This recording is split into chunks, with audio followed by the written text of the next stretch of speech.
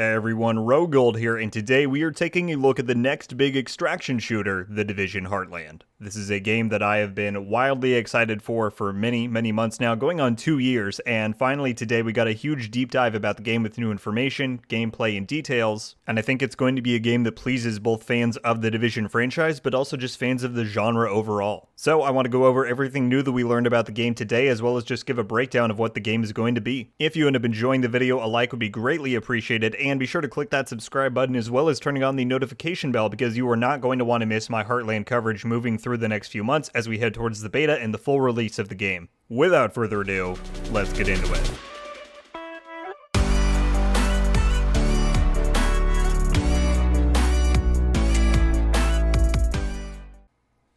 Alright, so where I want to begin is actually on the Division Heartland's website because it got updated after the Division Day stream today, and I think it gives some pretty great information and an overall look at what the idea of Heartland is. So, let's go through it. Tom Clancy's The Division Heartland is a free-to-play PvEVP-focused survival action shooter set in the mysterious rural town of Silver Creek. Explore and complete missions by day, take on the dynamically moving contamination, enemy factions, and player squads by night. So right off the bat, that's pretty awesome, and the basic gist that you get from this and all the other information we're going to cover is that daytime gameplay is strictly for PvE, and at nighttime, that's when you can start to PvP with other players in the game. That's pretty sweet. It's a great way to separate those two things for people who only want one or the other, but it also offers a great level of immersion for the game. Let's then move down here and talk about some of the overview that they give here. So, save America's Heartland. What's happening in Silver Creek? Uncover the mystery before a new breed of poison spreads everywhere. Follow the expanding story to discover why this once peaceful town has become the center of a violent conflict between a group of dangerous rogue division agents and an aggressive band of nomadic survivors. But AI factions and other player squads aren't the only danger. Sign me up. If you look down here, then explore by day, survive the night. In a single play session, experience both the challenge and exploration of daytime and the thrill and intensity of nightfall. During the day, explore and complete critical objectives, scavenge for materials and supplies, and face off against dangerous enemies. When day turns to night, the stakes heighten and new enemies appear. Avoid the increasingly volatile contamination, fight your way through rogue NPCs, and take on newly hostile players. And I think that's just such an awesome premise. You kind of see it displayed in the artwork here, where during the daytime, you have a bit more of a collaborative environment where you can go around, get these different objectives done, but once nighttime hits, you better be prepared because a lot of threats are going to start coming your way. Then as we move down here, extract or die. Risk your arsenal and supplies every time you venture out into Silver Creek. Keep moving to survive enemy conflict, dehydration, and the lethal contamination that's overtaken the town. Tackle a variety of goals while building up your armory at your base of operations. Each successful extraction allows you to complete more missions and unlock unique abilities, new map areas, and crucial functions at your base. Die before you extract and come back empty-handed. So I think this right here very much solidifies the genre of the game. It's an extraction shooter. They call it a survival action shooter, and that's very much in the same vein. There's been a big misconception with this game ever since it was announced that it was going to be a strictly battle royale title, and that's very much not what it is. If you've played the Division franchise before, they had a survival mode back in the original game, which a lot of people loved a lot, and this is very much the spiritual successor of that. It's going to offer an expanded view of survival in its own game with its own features and rule sets, and it's just going to be awesome. It's going to take the best from the extraction shooter genre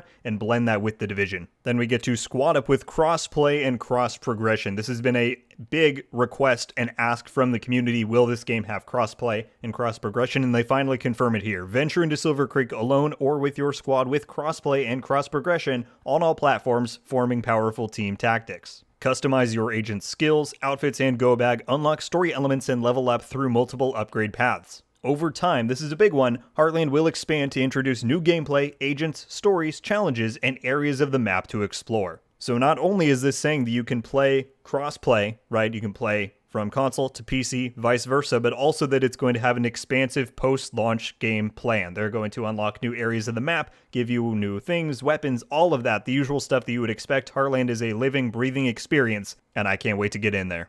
Lastly, down here it says, survive the dynamic contamination. The virus moves differently here, unpredictably, almost with a mind of its own. Though extremely dangerous, you can use the contamination to your own advantage. Risk vital seconds inside the cloud for the chance to grab precious loot, gear, and items left behind by other players. Just make sure that you have ample filters to survive. If the virus sickness sets in, return to the base before it kills you. So I think this is easily going to be the most upgraded and lethal form of contamination we've ever seen in the Division. You can see in this video right here that these clouds are expanding and moving, like it says, almost with a mind of its own. They have different formations. It's not just one thing. You can see these two kind of merge together. This is going to be super cool to see progress, and I assume, like it says earlier on, once nighttime hits and this stuff grows even more and more, it's just going to become a super hostile environment, and it's going to be awesome to fight in. So those are the major game overviews they offer on the website here. The other thing I want to do, though, is take a peek at some of the clips that we see in the developer deep dive that was released today. I will leave a link for this down below if you want to watch the full thing. It offers it in crisp 4K, so you can see that nice gameplay. We're not going to watch the entire thing here, but I want to show some snippets and point out some very key details that this reveals.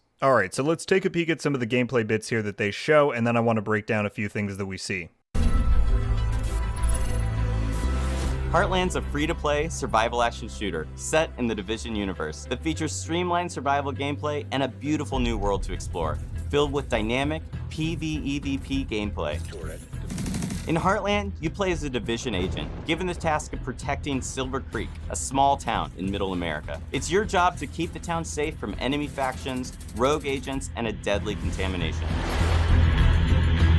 Alright, so there's a number of pretty cool things that we see there. The first one that I wanted to point out was that you can see there are new movement opportunities within the Division Heartland compared to the Division 1 and 2. You see this agent sliding down this hill. That's an awesome new addition. Anything they can do to increase the fluidity of combat and movement is greatly appreciated in my eyes. We've seen previously that the game has melee weapons, and that looks like it gives you some speed increases, so the whole thing just looks awesome. Additionally, in this, you get to see a lot of different gunplay things that are going on here. They've got different types of weapons, but you also see a good little bit of PvP. If we skip ahead a little bit to here, you'll see that that was very clearly someone shooting down.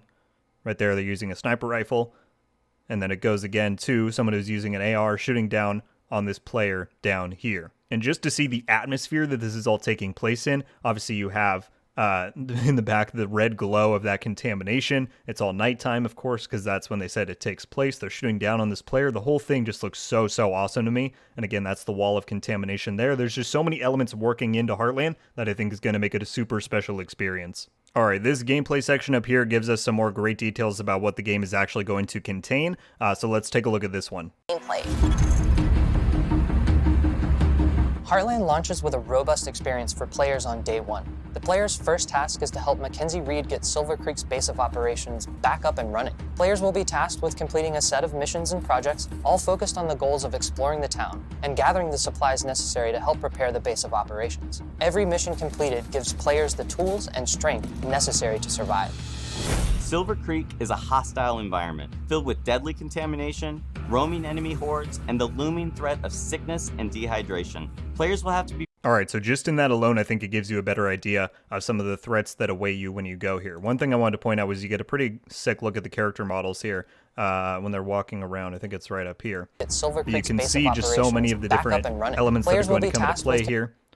Look at this. As a Division fan, not everyone is going to be into this, but you see the melee weapons on the back, you see the masks, you see just, oh, it looks so good in 4K. So like I said, the majority of this whole breakdown gives you a lot of great looks at different elements of the game. You can see here the different gear and crafting options. Making sure you can achieve. You can craft all the different stuff. There's some of the gear here that you can see. A lot of Division players were going to want to know what that is about. Obviously not as in-depth as the Division 1 or 2 because this is a survival shooter, not a looter shooter, but you still see that these items still have a few attributes. These gloves here have weapon switching and reload speed as their different attributes. There's mod slots, so very much still some RPG in there. And there's definitely one other part of this that I wanted to point out. Of course, there's even more gameplay that you can see here, but later on, and that is that right up here, not only are we getting sliding added to the game, which again, we've never seen in the Division before, but you'll see right here that we are getting crouching as well. So new movement options, new everything, just is going to make the experience so much more heightened for those people who are already fans of the Division, and for people who aren't, it should just feel more akin to other games you've played before where it gives you all of those movement options. Just after this, you get some even better look at the PvP going on in the game, which again, super excited for as somebody who loves PvP. You see them finish off this agent with a melee weapon. So sick, so awesome, can't wait to try it. And then the last thing to point out is at the end of this, it says that the closed beta is coming up. That's what they announced today, is that the next thing coming up is going to be the closed beta, and anyone who gets in has 5 friend invites that they can share out. So that is coming sometime in the summer. We'll get more details on that soon, but if you want to sign up for it, I will leave a link to the website down in the description below where you can come and sign up for a chance to be invited to that. And that, my friends, is your look at the Division Heartland. We got so many new details today that really give a better picture of what the game overall is going to be. I've seen a lot of Division fans and people in general just saying that they're much more excited for the game now that they have a better idea of what it's going to contain. And like I said, I think a lot of people are going to be very into this, and I think it's going to be very big within the extraction shooter genre. I very much hope you enjoyed the video. Let me know any and all of your thoughts that you had after watching this. What do you think about the Division Heartland? Are you looking forward to it more after some of the gameplay and details that we got today? And what kind of questions do you still have heading towards the beta this summer? But that is going to do it for me today, everybody. Thank you all so much for watching. I'll see you in the next one. RogueGold. Ow.